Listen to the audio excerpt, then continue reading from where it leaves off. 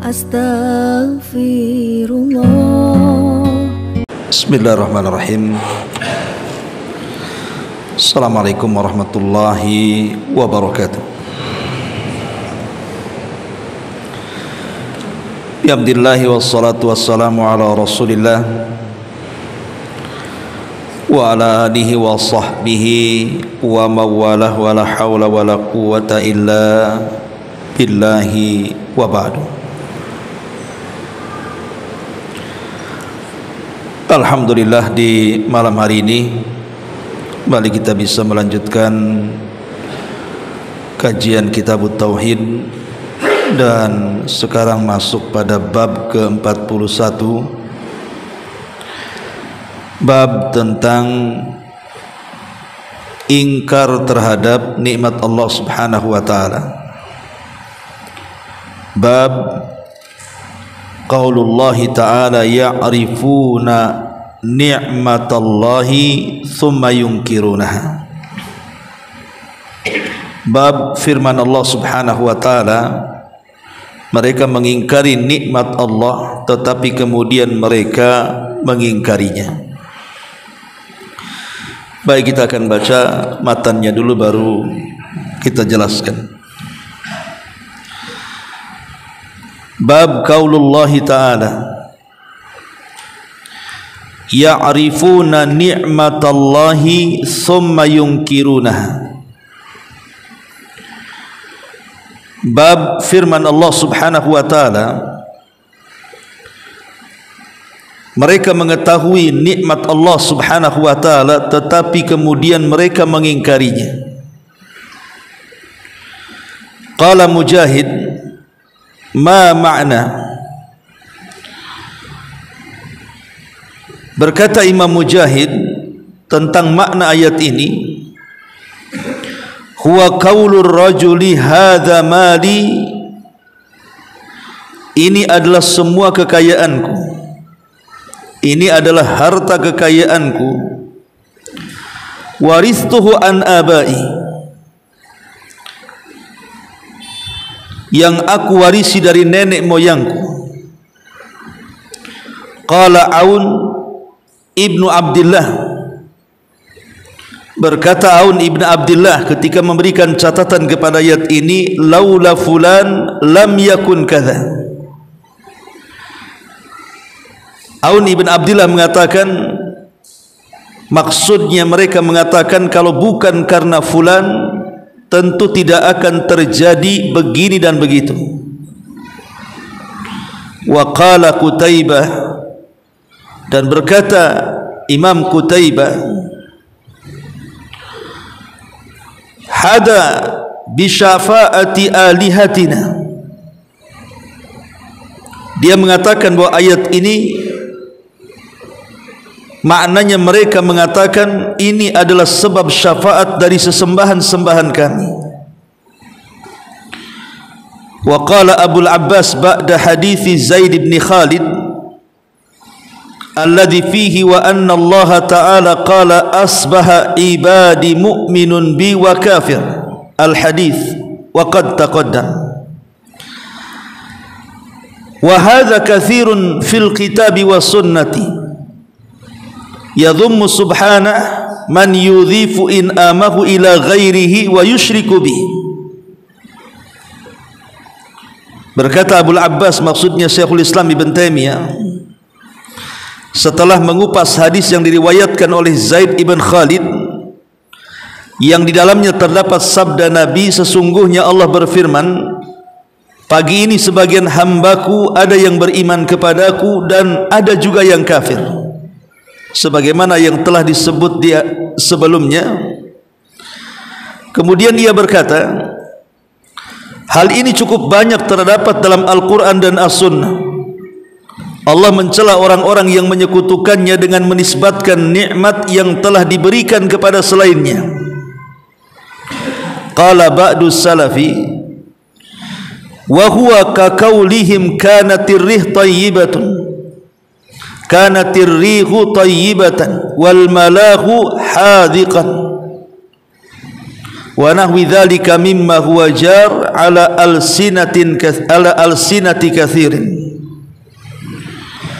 Dan sebagian ucapan salaf mengatakan yaitu seperti ucapan mereka, anginnya sangat bagus, nahkodanya sangat cerdik dan pandai, dan sebagainya, yang biasa muncul dari kebanyakan lisan-lisan manusia.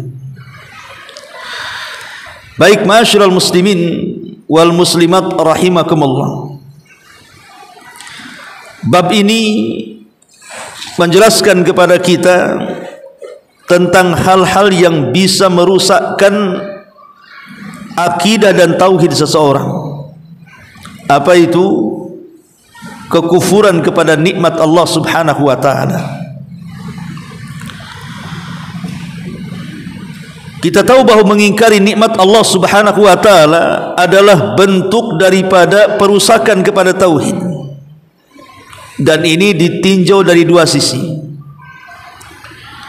Pertama, bisa merusak tauhid rububiyah, dan yang kedua bisa merusak tauhid uluhiyah. Adapun ditinjau daripada merusak tauhid rububiyah, karena barang siapa yang menisbatkan nikmat yang telah Allah berikan kepada kita, kita nisbatkan kepada selain Allah, maka bagaimanapun dia telah menjadikan sekutu bagi Allah Subhanahu wa taala. Padahal keimanan kita kepada rububiyah Allah Subhanahu wa taala salah satunya adalah meyakini bahwa Allah lah satu-satunya yang memberikan rizki kepada kita, dan kita wajib meyakini hanya Allah yang memberikan rizki kepada kita. Ketika kemudian kita mengkufuri nikmat Allah dalam rizki ini, kemudian dinisbatkan kepada selain Allah, berarti dia telah menyimpang dalam bab rububiyah. Seolah-olah dia tidak menisbatkan bahwa pemberi rizki itu adalah Allah, karena dinisbatkan kepada selain Allah Subhanahu wa taala. Kemudian yang kedua, penyimpangan dalam bab uluhiyah. Karena kita tahu bahwa Allah Subhanahu wa taala berfirman, washkuruli wala takfur, bersyukurlah kalian kepadaku dan jangan kalian kufur.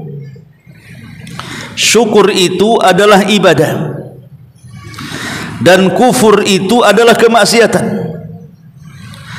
Ketika ibadah ini diberikan kepada selain Allah Subhanahu wa taala, harusnya dia bersyukur kepada Allah, kemudian dia bersyukur kepada selain Allah, maka di sini letak bahwa dia telah menyimpang dalam bab uluhiyah Allah Subhanahu wa taala. Karena ibadah apapun yang merupakan kekhususan bagi Allah tidak boleh diberikan kecuali kepada Allah semata. Dan siapa yang diberikan kepada selain Allah, maka dia telah menyimpang dalam bab uluhiyah. Baik ma'asyiral muslimin wal muslimat rahimakumullah, di sini Allah Subhanahu wa taala mengatakan, ya'rifuna ni'matallahi thumma yunkirunaha wa aktsaruhumul kafirun.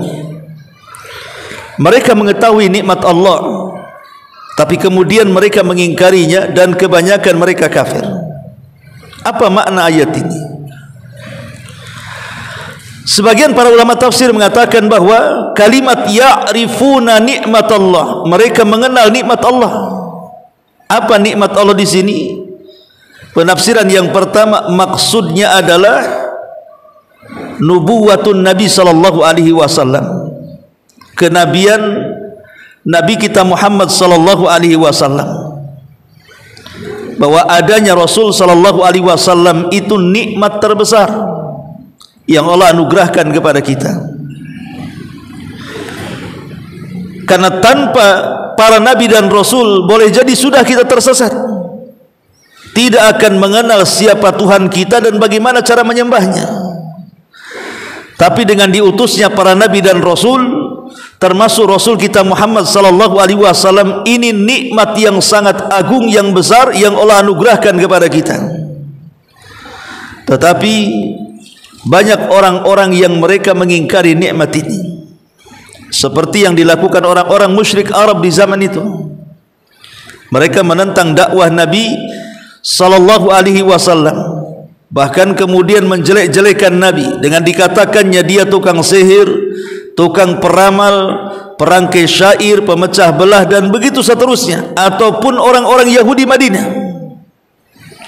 mereka mengingkari adanya Nabi SAW, padahal kebenaran telah tegak bahwa dia seorang Nabi, dan itu diakui oleh tokoh-tokoh mereka. Seperti yang sering saya kisahkan tentang kisah Huyai ibn Akhtab, seorang tokoh besar Yahudi. Dia meneliti keberadaan Nabi SAW bersama saudaranya Yasir. Apakah betul orang yang hijrah dari Mekah ke Madinah itu adalah seorang Nabi ataukah bukan? Maka Huyai ibn Akhtab dan Yasir berusaha kemudian meneliti. Rupanya setelah diteliti, ciri-cirinya persis seperti Nabi yang mereka tunggu-tunggu. Artinya pembesar Yahudi itu tidak mengingkari bahwa Rasul kita Muhammad sallallahu alaihi wasallam adalah Nabi yang mereka tunggu. Tetapi karena beberapa hal diantaranya, karena Nabi sallallahu alaihi wasallam diutus dari Bani Ismail bukan dari Bani Israel, maka mereka pun kemudian hasad kepada Nabi. Kenapa dari bangsa Arab? Kenapa tidak dari bangsa kami? Akhirnya Huyai ibn Akhtab yang sudah mengetahui kebenaran pun kemudian berjanji untuk membunuh Nabi sallallahu alaihi wasallam dan tidak akan beriman selamanya. Mereka mengingkari nikmat Allah berupa diutusnya para nabi, padahal mereka tahu bahwa nikmat seorang nabi diutus itu besar, tapi mereka mengingkarinya. Ini penafsiran yang pertama. Penafsiran yang kedua, ya'rifuna nikmat Allah. Mereka mengenal nikmat Allah. Maksudnya nikmat Allah di sini adalah nikmatul Islam. Maksudnya nikmat agama Islam yang Allah Subhanahu wa taala turunkan kepada kita. Kita tahu bahwa Islam adalah nikmat terbesar bagi kita.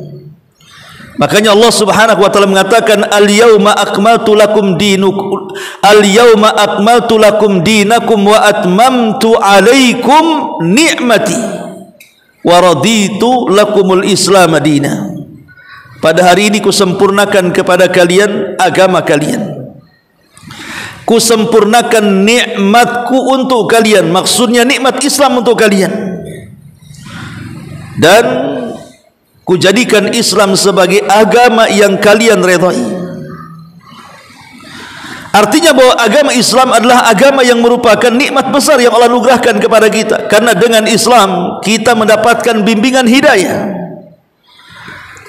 Kalau bukan karena Islam, kita selamanya tidak mengenal Allah dan Rasulnya, bahkan tidak pernah mengenal apa tujuan hidup kita yang sebenarnya. Makanya nikmat Islam itu nikmat terbesar. Tetapi banyak orang-orang yang masih mengingkari nikmat ini. Dengan cara apa? Mereka menjauhkan diri dari Islam atau betul-betul menanggalkan Islam pada badannya.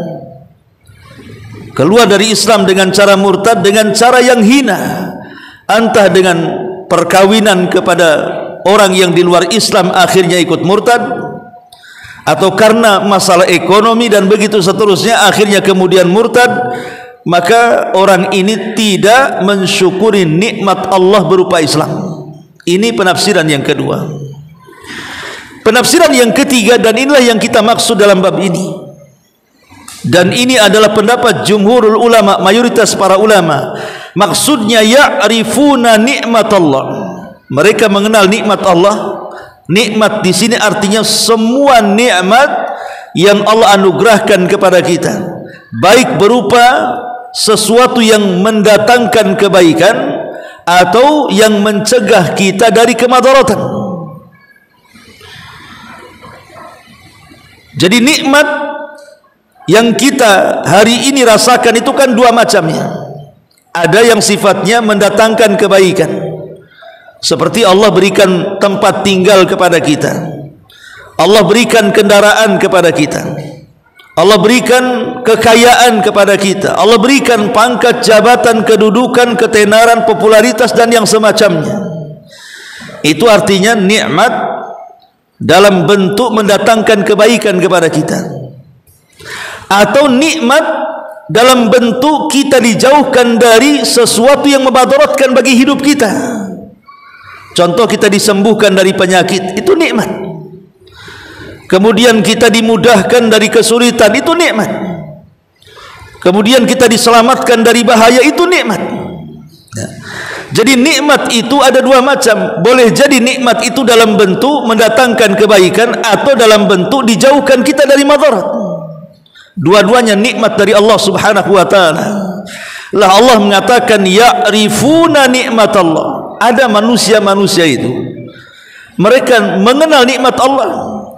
Diberikan rumah, diberikan kendaraan, diberikan kekayaan, diberikan pangkat, jabatan, kedudukan, diberikan macam-macam dari kenikmatan dunia. Atau boleh jadi mungkin diselamatkan dari bahaya, disembuhkan dari penyakit. Manusia tahu itu nikmat dari Allah Subhanahu wa ta'ala. Tetapi apa yang terjadi? Tsumma yunkirunaha. Tapi kebanyakan manusia banyak yang mengingkarinya. Wa aktsaruhumul kafirun, dan kebanyakan mereka kufur. Dari mana kita tahu bahwa mereka atau kebanyakan manusia itu mengingkari nikmat yang ketiga ini? Ma'asyiral muslimin wal muslimat rahimakumullah, kita tahu bahwa mengingkari nikmat Allah itu ada 3 bentuk.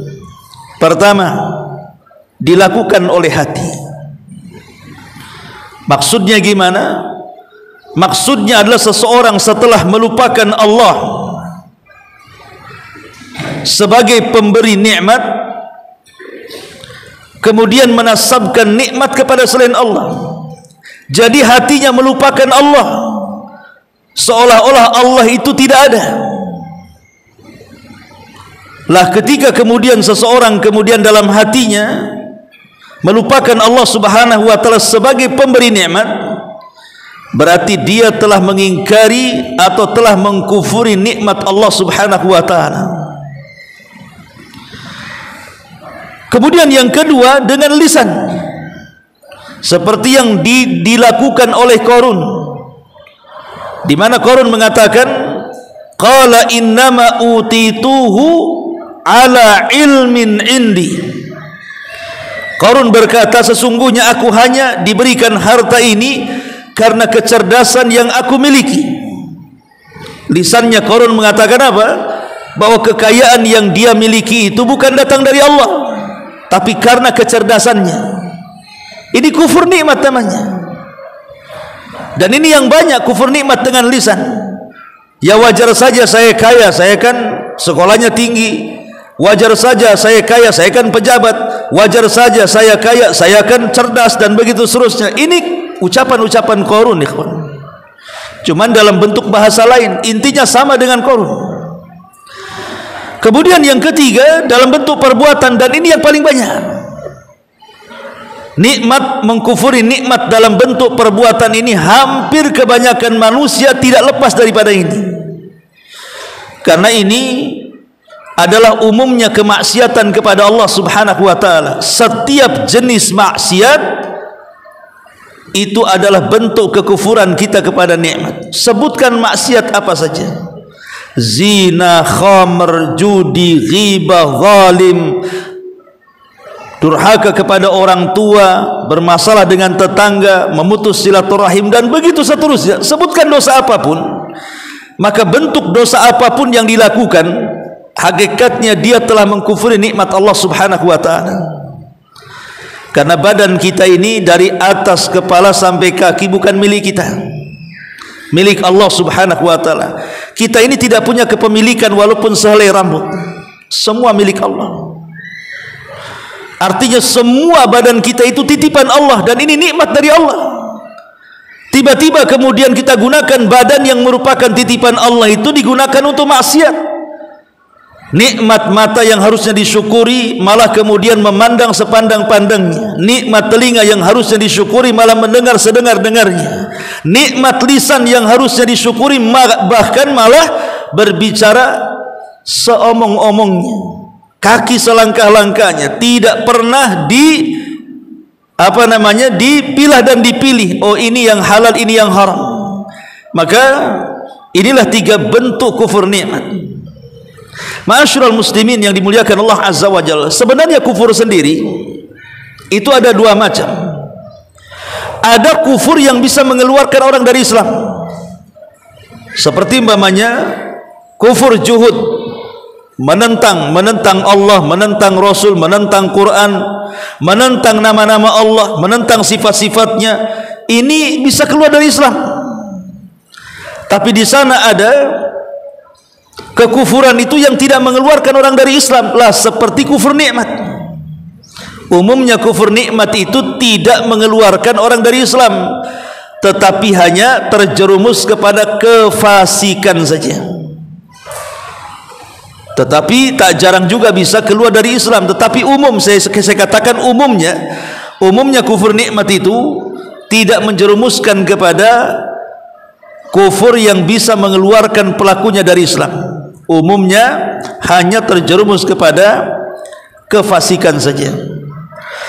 Ma'asyiral muslimin yang dimuliakan Allah Subhanahu wa taala. Di sini Allah Subhanahu wa taala mengatakan ya'rifuna ni'matallah tsumma yunkirunaha wa aktsaruhumul kafir. Mereka mengetahui nikmat Allah tetapi kemudian mereka mengingkarinya. Ada beberapa penafsiran di sini yang disebutkan oleh para ulama salaf. Pertama, pengarang mengatakan seperti yang dikatakan Imam Mujahid.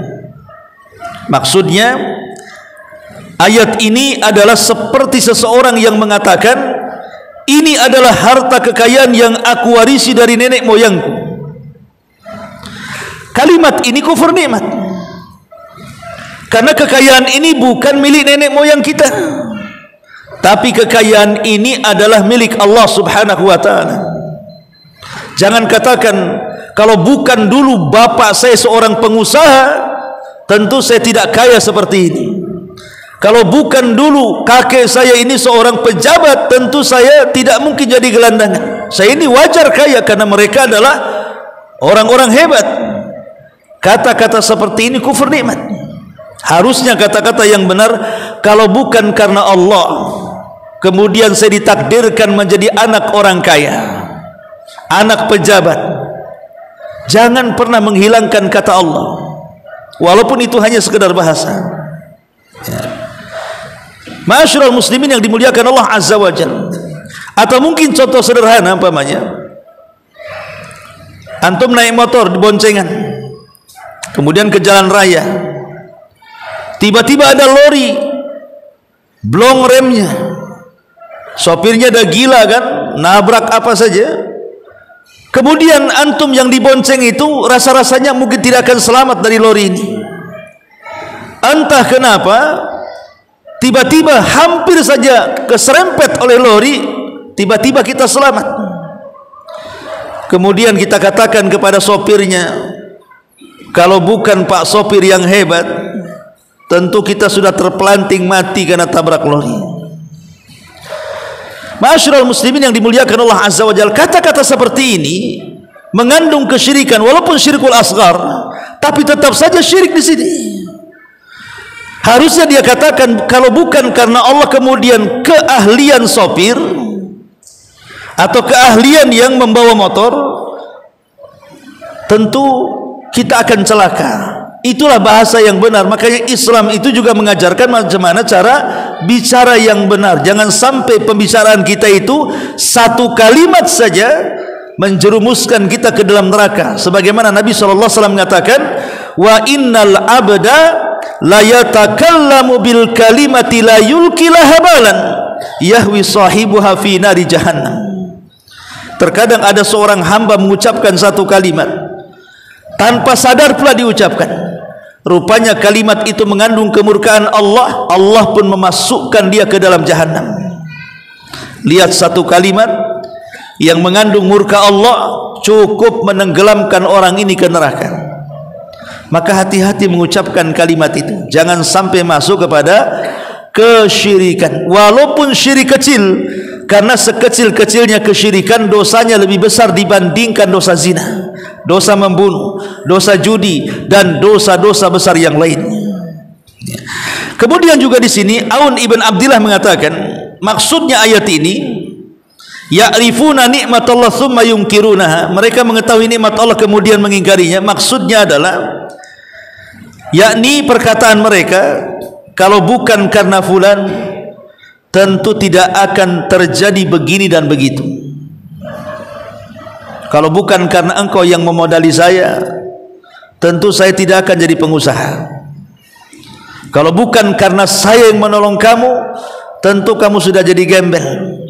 Kalimat-kalimat seperti ini, walaupun saya katakan di sini tidak sampai mengeluarkan Islam, kan ini kan syirkul asghar ya, tapi tetap saja orang ini telah mengingkari nikmat Allah. Kenapa? Karena menisbatkan nikmat kepada selain Allah Subhanahu wa taala. Dan menisbatkan nikmat kepada selain Allah itu ada dua macam. Ada yang menisbatkan hati dan lisannya bahwa memang nikmat itu bukan datang dari Allah, tapi datang dari selain Allah. Ini kufur, keluar dari Islam, seperti yang dilakukan oleh Qarun. Kemudian yang kedua, hatinya yakin nikmat ini datang dari Allah, lisannya menasabkan kepada sebab.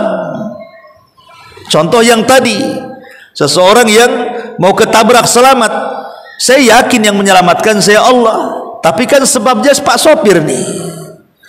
Akhirnya kemudian dia menasabkan keselamatan itu kepada sebab tadi. Maka ini syirkul asghar. Harusnya tidak boleh dia menasabkan nikmat itu kepada sebab, karena bagaimanapun nikmat itu datang dari Allah Subhanahu wa taala. Ini penafsiran yang kedua dari Aun ibn Abdillah rahimahullahu taala. Kemudian penafsiran yang ketiga, Imam Ibnu Qutaibah mengatakan, maksudnya ya'rifuna nikmatallah tsumma yunkiruna di sini artinya mereka mengatakan ini adalah sebab syafaat sesembahan-sesembahan kami. Nah, ini hukumnya bisa sampai kepada kesyirikan yang bisa mengeluarkan dari Islam. Kalau bukan karena berhala kami, ya, kalau bukan karena pertolongan Tuhan-Tuhan kami, dan Tuhan-Tuhan berhala ini selain daripada Allah Subhanahu wa taala, sebagaimana perkataan umat-umat jahiliyah dahulu yang menasabkan bahwa kekayaan itu diberikan oleh Lata, Uzza, Hubal dan begitu seterusnya. Maka jangan sampai kemudian kita menasabkan kekayaan dari sesembahan yang disembah selain daripada Allah Subhanahu wa taala. Atau mungkin di zaman sekarang seperti mamanya seseorang memelihara hewan tertentu yang diyakini membawa hoki. Ya mungkin kalau zaman dulu burung perkutut gitu ya. Kemudian muncul lagi ikan lohan, ikan nongnong bahasa kitanya. Kemudian ada lagi bunga-bunga tertentu. Siapa yang merawatnya, siapa yang kemudian membeli dan menjaganya, maka akan membawa hoki, keberuntungan. Ini kan tidak benar. Kenapa? Ini kufur nikmat. Yang memberikan hoki dan keberuntungan itu Allah, bukan itu. Ya, maka ini juga salah satu bentuk kufur nikmat. Kemudian Syekhul Islam Ibn Taimiyah Abul Abbas radhiyallahu rahimahullahu taala juga mengatakan, setelah mengupas hadis tentang hadis Zaid ibn Khalid yang di dalamnya terdapat sabda Rasul, sesungguhnya Allah berfirman, ada hamba-hambaku yang di pagi beriman dan ada hamba-hambaku yang di pagi hari dia kufur. Kemudian beliau mengatakan di sini, hal ini banyak terdapat dalam Al-Quran maupun Sunnah, di mana Allah mencela orang-orang yang menyekutukannya dengan menisbatkan nikmat yang telah diberikan kepada selainnya. Maksudnya ada sebagian orang ketika turun hujan, mereka menisbatkan hujan itu kepada bintang, bukan kepada Allah Subhanahu wa taala. Karena dahulu orang-orang musyrik itu mereka mempercayai bintang-bintang tertentu kalau muncul turun hujan, sehingga mereka menisbatkan kemudian hujan kepada bintang. Maka ini adalah bentuk kufur nikmat. Kemudian perkataan yang terakhir kata beliau di sini, sebagian ucapan salaf, mereka mengatakan, dan ayat itu ditafsirkan seperti orang yang mengatakan anginnya bagus, nahkodanya cerdik, nahkodanya pandai dan lain sebagainya yang biasa muncul dari lisan-lisan kebanyakan manusia. Ma'asyiral muslimin yang dimuliakan Allah Azza wa Jalla, inti daripada bab ini adalah jangan sampai kemudian kita menjadi orang yang kufur nikmat.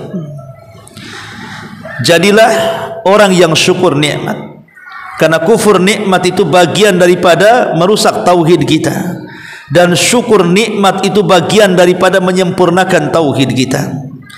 Lalu bagaimana caranya kita ini dikatakan bersyukur kepada nikmat Allah Subhanahu wa taala? Para ulama mengatakan bahwa syukur nikmat itu memiliki 4 kaidah. Memiliki 5, dibangun di atas 5 kaidah. Syukur nikmat itu dibangun di atas 5 kaidah. Pertama, khudu'us syakiri lil mashkur. Khudu'us syakir lil mashkur.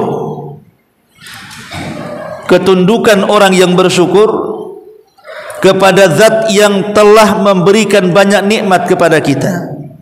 Khudu itu artinya ketundukan. Kita merasa hina di hadapan Allah. Allah itu kaya, kita fakir. Kita harus merasa terhina dengan zat yang telah memberikan nikmat kepada kita. Yang kedua, hubbuhu lahu. Kita harus menanamkan kecintaan kepada zat yang telah memberikan nikmat kepada kita. Kalau bukan karena Allah, kita tidak mungkin bahagia di dunia ini. Sehingga Allah berikan rumah, dengan rumah kita bisa bernaung dari panas dan hujan. Allah berikan kendaraan sehingga yang jauh menjadi dekat. Allah berikan makanan dan minuman sehingga kita tidak kelaparan dan kehausan. Berarti kita harus makin mencintai zat yang telah menolong kita. Kemudian yang ketiga, i'tirafuhu bi ni'matihi. Kita harus mengakui bahwa nikmat itu datang dari Allah. Jangan sampai kita kufur dan mengatakan nikmat itu datang dari diri kita. Seperti yang banyak dikatakan manusia, seperti ucapan Qarun, kalau bukan karena saya, kalau bukan karena kekayaan saya, kalau bukan karena kecerdasan saya, kalau bukan karena saya ini punya pangkat jabatan, saya ini begini dan begitu, tentu begini dan begitu. Maka ini tidak mengakui nikmat itu datang dari Allah. Akui nikmat itu datang dari Allah.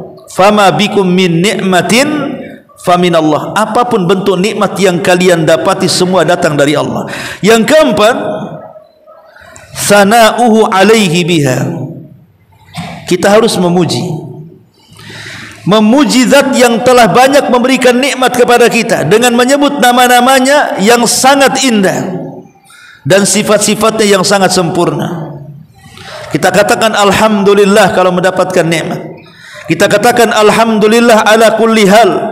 Alhamdulillah bi ni'matihi tatimmus salihat. Kita katakan pujian-pujian dengan lisan kita kepada Allah Subhanahu wa taala. Dan yang terakhir, wa alla yasta'milaha fima yakrah. Dan hendaklah nikmat yang telah Allah anugerahkan kepada kita, kita tidak menggunakannya kepada sesuatu yang Allah benci. Artinya, gunakan nikmat itu sebagaimana tujuan zat yang memberikannya. Bahwa nikmat ini semua digunakan atau diberikan Allah kepada kita adalah untuk menyempurnakan ibadah kita, supaya dengan nikmat ini kita bisa sholat, bisa puasa, bisa zakat, bisa haji, bisa umroh, bisa baca Quran, bisa berzikir. Itu yang dimaksud. Jadi ketika Allah memberikan rumah kepada kita supaya kita bisa beristirahat, ketika memberikan makanan dan minuman supaya kita tidak lemas, ketika Allah berikan kendaraan supaya yang jauh menjadi dekat, itu untuk semua untuk apa? Untuk ibadah, mempermudah ibadah kita, supaya ibadah kita lebih mudah lagi dengan nikmat yang Allah anugerahkan kepada kita. Jadi jangan sampai menggunakan nikmat itu kepada yang bukan tujuan zat yang telah memberikan nikmat kepada kita. Inilah di antara 5 5 kaidah memahami syukur nikmat. Makanya ulama mengatakan fahadhil khamsu hiya asasus syukri, dan inilah 5 pondasi yang merupakan pondasi syukur. Famata adamu minha, famata adama minha wahidatun ikhtalla min qawaidis syukri qaidatun. Maka ketika hilang satu saja dari 5 perkara ini, maka hilanglah syukur kita kepada Allah Subhanahu wa taala. Jadi syukur dibangun karena 5 perkara: ketundukan kepada zat yang memberikan nikmat, kecintaan kepada zat yang berikan nikmat, pengakuan bahwa nikmat itu datang dari Allah, pujian setiap nikmat datang kepada kita, dan yang terakhir, jangan gunakan nikmat itu kecuali sesuai dengan keinginan zat yang memberikan nikmat kepada kita. Itu disebut dengan syarat syukur nikmat. Ya. Baik, ma'asyiral muslimin wal muslimat rahimakumullah. Bicara tentang syukur nikmat, kita tahu bahwa syukur nikmat itu sebab terbesar bertambahnya rizki. La in syakartum la azidannakum. Kalau kalian syukur, kami akan tambah rizki kalian. Kalau kita melihat di dalam Al-Quran atau Sunnah Nabi SAW betapa tingginya nilai syukur ini, maka kita bisa pahami dalam beberapa poin. Pertama, bahwa syukur nikmat itu bagian daripada az-ziyadah. Nikmat kita akan bertambah.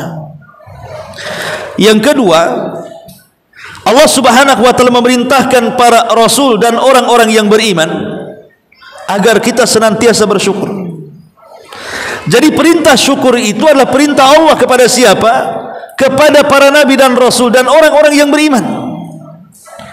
Dan itu disebutkan di dalam Al-Quran surah Al-Mu'minun 51 dan Al-Baqarah ayat 172. Allah mengatakan, ya ayyuhalladzina amanu kulu min thayyibati ma razaqnakum washkuru lillah. Wahai orang-orang yang beriman, makanlah dari yang baik-baik yang kami rizkikan kepada kalian dan bersyukurlah. Berarti Allah perintahkan kita orang yang beriman dan sebelumnya para nabi dan rasul untuk bersyukur. Kemudian yang ketiga, Allah menggambarkan bagaimana para nabi dan rasul betul-betul mereka orang yang paling bersyukur kepada Allah di dalam Al-Quran.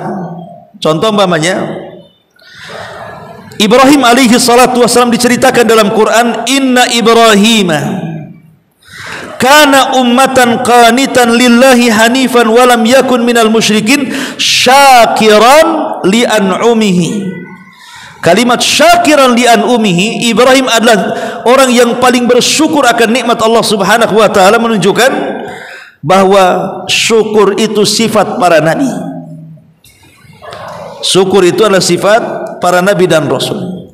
Kemudian yang keempat, bahwa kalimat syukur dalam Quran itu dan juga hadis-hadis Nabi SAW selalu diiringi dengan amal saleh.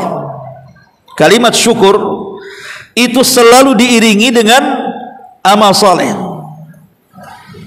menunjukkan bahwa syukur itu sangat erat kaitan dengan amal saleh.